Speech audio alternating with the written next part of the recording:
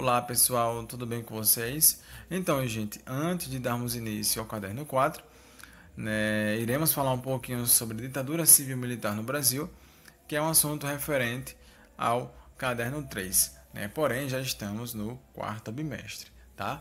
Então, como vimos na unidade anterior, o último presidente eleito no Brasil, antes de 64, foi João Goulart, que acabou sendo deposto do cargo no dia 31 de março de 1964 por uma junta militar apoiada por setores conservadores da sociedade brasileira. E para manter as aparências de um país democrático, os militares mantiveram boa parte da estrutura política, inclusive as eleições para o Congresso Nacional, que funcionava como um grande legitimador das políticas impostas pelos militares naquela época. E, no entanto, muitos governantes, inclusive os presidentes do período, passaram a ser escolhidos pelos chefes ou grupos militares. E como João Goulart havia sido acusado de praticar uma política comunista devido às suas reformas de base, os militares afirmaram que só governariam o país até que essa ameaça tivesse desaparecido e a ordem estivesse restabelecida. Lembrando que a gente vivia no período ali, da Guerra Fria, tá? Então, eles organizariam novas eleições, para que os cidadãos escolhessem um novo presidente. Porém, não foi isso que aconteceu. Os militares passaram a governar por meio de atos institucionais, OAS, que conferiam ao presidente poderes excepcionais e suspendiam direitos e garantias individuais estabelecidos na Constituição de 1946. E durante esse período, muitos opositores ao regime militar foram perseguidos, torturados e alguns foram mortos. Os principais alvos da repressão pelos militares eram estudantes, líderes das ligas camponesas, políticos oposicionistas, jornalistas, artistas e dirigentes de sindicatos. Então, o primeiro governo durante a ditadura civil-militar que ocorreu no Brasil foi o governo de Castelo Branco. Então, diferentemente do que ocorre, melhor dizer, em uma democracia, durante o regime militar, os presidentes deixaram de ser escolhidos pelo voto popular e passaram a ser escolhidos pelo Congresso Nacional. Portanto, o voto ele era indireto. Então, o Marechal Humberto de Alencar Castelo Branco foi o primeiro presidente desse período, assumindo o cargo no dia 15 de abril de 1964. O Marechal ele deveria governar até 66, porém, após a instalação do primeiro AI, o ato institucional, os militares alegaram que o governo teria um período curto para realizar os objetivos do AI-1. Por isso, estenderam seu governo até 1967. Seria uma espécie de governo provisório. Então, o governo de Castelo Branco tinha como principal objetivo combater a ameaça comunista no Brasil. E por isso, gente, desenvolveu uma política de segurança e desenvolvimento nacionais. E sua principal função foi, sua principal criação foi o Serviço Nacional de Investigações, ou SNI, um órgão governamental que investigava a situação política do país e coletava dados daqueles que eram considerados subversivos, que eram as pessoas contra aí esse regime, aquelas pessoas que eram contra a política, a moral considerada ideal naquela época. Então, no contexto da Guerra Fria, durante a ditadura militar, o Brasil aproximou-se ainda mais dos Estados Unidos, já que este país liderava o bloco capitalista. Dessa forma, o governo estadunidense passou a auxiliar o governo brasileiro no combate ao comunismo e a toda e qualquer forma de política de oposição ao governo militar instituído. Ofereceram apoio político, econômico e militar com o objetivo de evitar o fortalecimento de ideias socialistas no país. Então, por trás de todo esse jogo político, né, que envolvia cidadãos, né, conservadores da sociedade brasileira, estavam os interesses norte-americanos, certo? A gente vai falar um pouquinho agora sobre os atos institucionais do governo de Castelo Branco, né, que durante seu governo mais 3 atos foram decretados. O ato institucional de número 2 de 65 estabeleceu eleições indiretas para presidente e concedeu a ele o poder de intervir nos estados, né, demitindo funcionários civis e militares e baixar decretos-leis sobre a segurança nacional. Além disso, esse AI ele instituiu partidos existentes e criou outros dois, né, a Aliança Renovadora Nacional, que foi a Arena, e o Movimento Democrático Brasileiro, que é o MDB, que permanece até os dias atuais. Tá? Porém, gente, o MDB não eram, né, permitidas manifestações contrárias ao governo ou fazer crítica. Tá? Então, teve também o ato institucional de número 3, que determinou o fim das eleições diretas para governadores e vice-governadores e suspendeu as eleições para prefeitos nas grandes capitais. Eles passaram, né, portanto, a ser indicados pelos governadores. E quem indicava os governadores era o próprio presidente. E o ato de número 4, que foi editado no fim do ano de 1966, convocou o Congresso Nacional para discutir a nova Constituição do país. E em janeiro do ano seguinte foi promulgada a Constituição de 1967, que fortalecia ainda mais o poder executivo, né? Um poder totalmente centrado nas mãos do presidente. No campo econômico, Castelo Branco, né, tentou promover o crescimento controlando a inflação, perdão. Para isso, né, ele estimulou a entrada do capital estrangeiro no país e tomou medidas para controlar os salários, né, cortar gastos públicos e reduzir os créditos disponíveis para o setor privado. E isso, pessoal, vem acontecendo também nos dias atuais porque faz parte de uma política neoliberal, né, essa não intervenção aí do Estado na economia. O próximo governo foi de Costa e Silva, que era o general Linha Dura. Tá? Então, nas eleições de 66, o Congresso elegeu Costa e Silva como presidente do Brasil e ele assumiu o governo em 67. Ele prometeu governar para o povo, dialogar com a classe trabalhadora e investir em educação. Porém, seu governo ficou conhecido pelo aumento da repressão e da violência contra os considerados subversivos, né? As pessoas contra aí esse regime. E em março de 68, manifestações reuniram 100 mil pessoas em protestos pela redemocratização, a volta da liberdade de expressão e contra a morte do estudante Edson Luiz Lima de Souto, né, pela polícia militar. E já em junho do mesmo ano, aconteceu a maior manifestação do governo Costa e Silva, a passeata dos 100 mil, né, como ficou conhecida, pois reuniu mais de 100 mil pessoas, entre elas estudantes, trabalhadores, intelectuais e artistas, que protestavam contra as mortes, as prisões e a violência policial durante esse regime. E não houve, né, conflitos durante a passeata, porém, após esse evento, o governo iniciou uma forte repressão e prendeu os principais líderes e organizadores do protesto. E para agravar a crise, né, do governo de Costa e Silva, em julho do mesmo ano, acontecia a maior greve de metalúrgicos da história da cidade de Osasco, onde cerca de 3 mil trabalhadores aderiram à greve e ocuparam 6 fábricas. E entre as reivindicações estava um aumento salarial a cada 3 meses e um contrato coletivo com vigência de 2 anos. E desta vez a violência foi maior, né? E a polícia, né, expulsou os trabalhadores das fábricas, invadiu o sindicato de metalúrgicos e efetuou dezenas de prisões, tá? Aí depois disso, pessoal, o que acontece?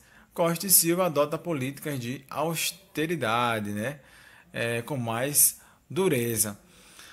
e mais manifestações, né, ocorriam no Brasil e, como consequência, o governo reagia com mais censura e repressão. E no dia 2 de setembro de 1968, o deputado Márcio Moreira Alves utilizou seu tempo de discurso, né, para denunciar a forma como o governo agia. E durante esse discurso, né, chamou os quartéis militares de covas de torturadores, pediu à população que boicotasse os desfiles do dia 7 de setembro e as moças que não dançassem com os cadetes nos bailes dos clubes militares. E em razão do radicalismo do discurso desse deputado, o Supremo, né, Tribunal Federal, ele solicitou a cassação desse deputado, o qual foi negado pela Câmara dos Deputados. E esses dois fatos, pessoal, né, podem ser considerados o estopim para que no dia 13 de dezembro de 1968 o governo decretasse o AI-5, né, o Ato Institucional de número 5, o mais agressivo e repressor dos atos institucionais durante o período da ditadura militar.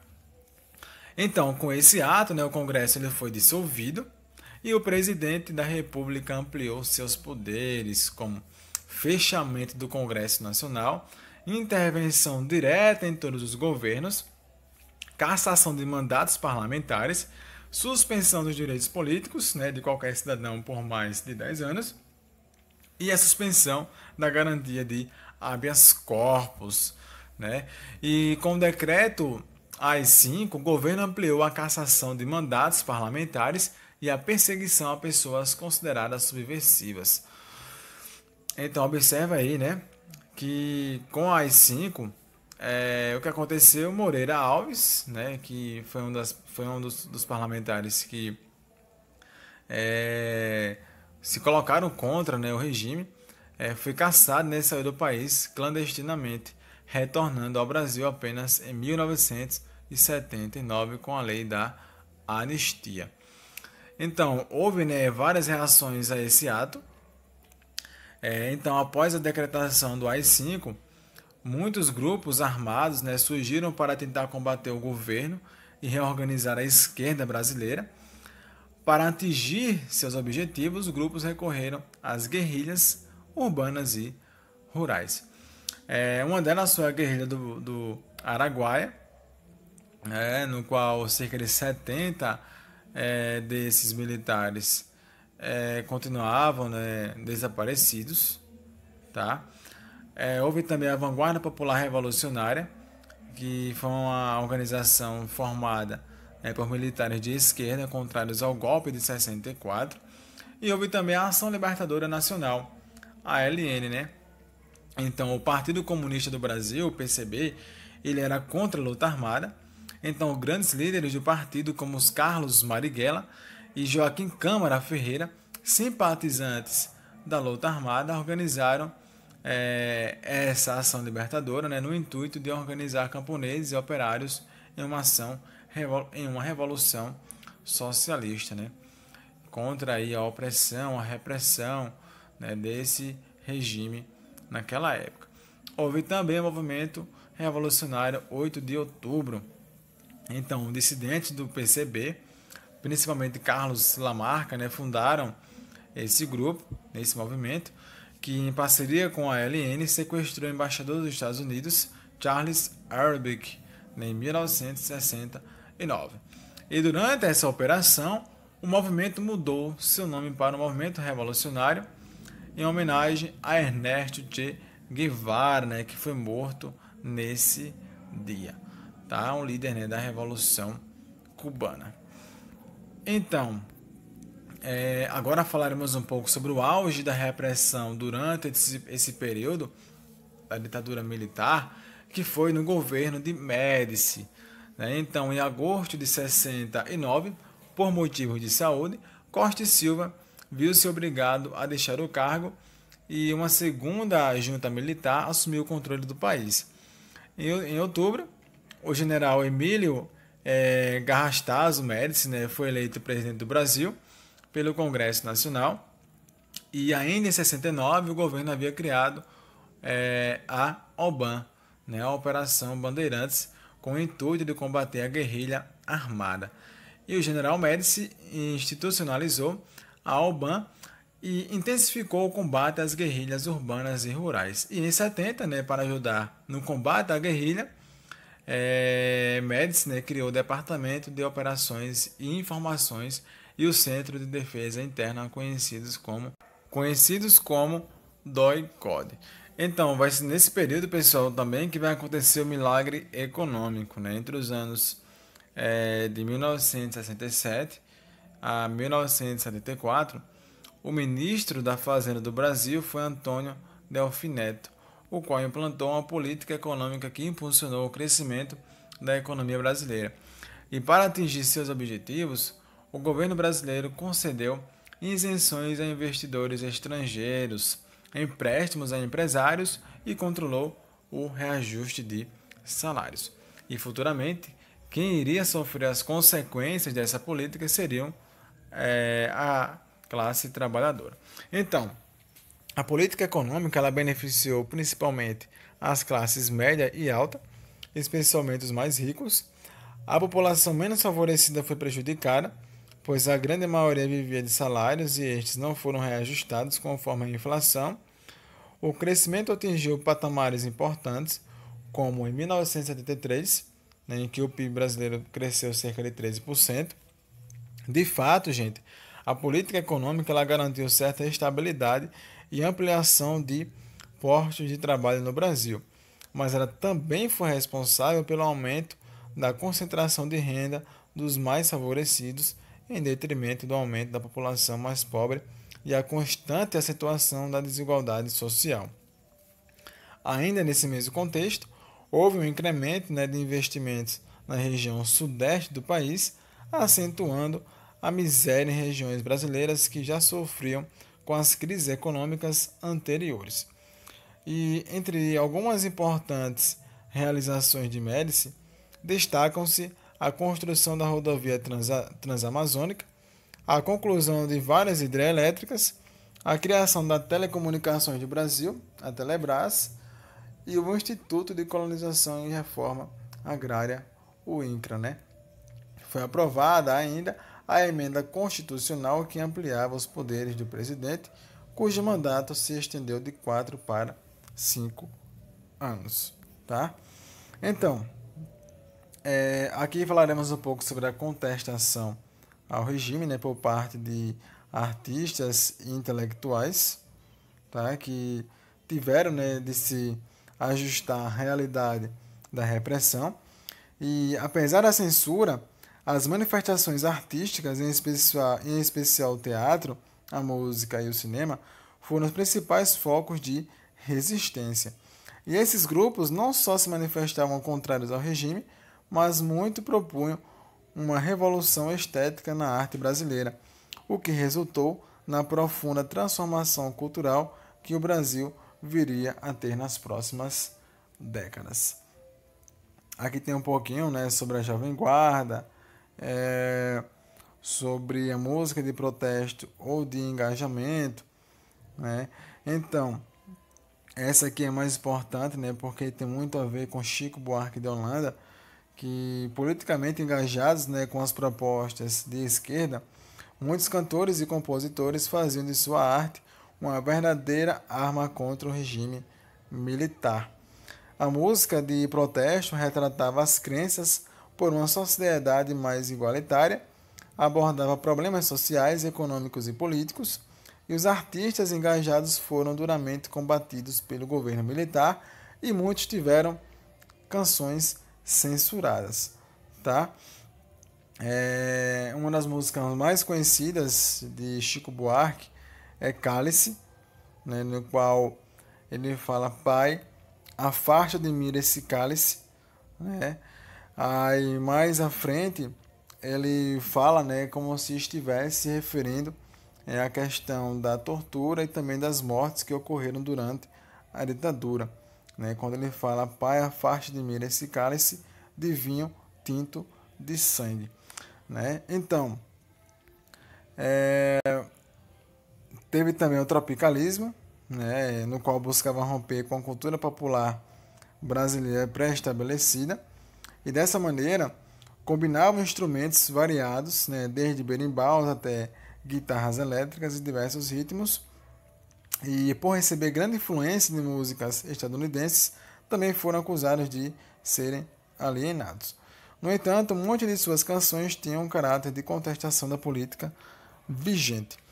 Os principais cantores e compositores dessa época no tropicalismo foram Maria Bethânia, Caetano Veloso, Gal Costa e Gilberto Gil.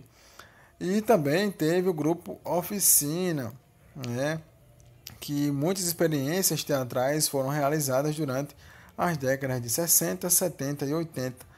E o grupo Oficina, sob a liderança de José Celso Martins, ensinou peças como O Rei da Vela, Roda Viva e Galileu Galilei, né, que buscavam opções de expressão, estabelecendo por meio da provocação novas relações com o público espectador.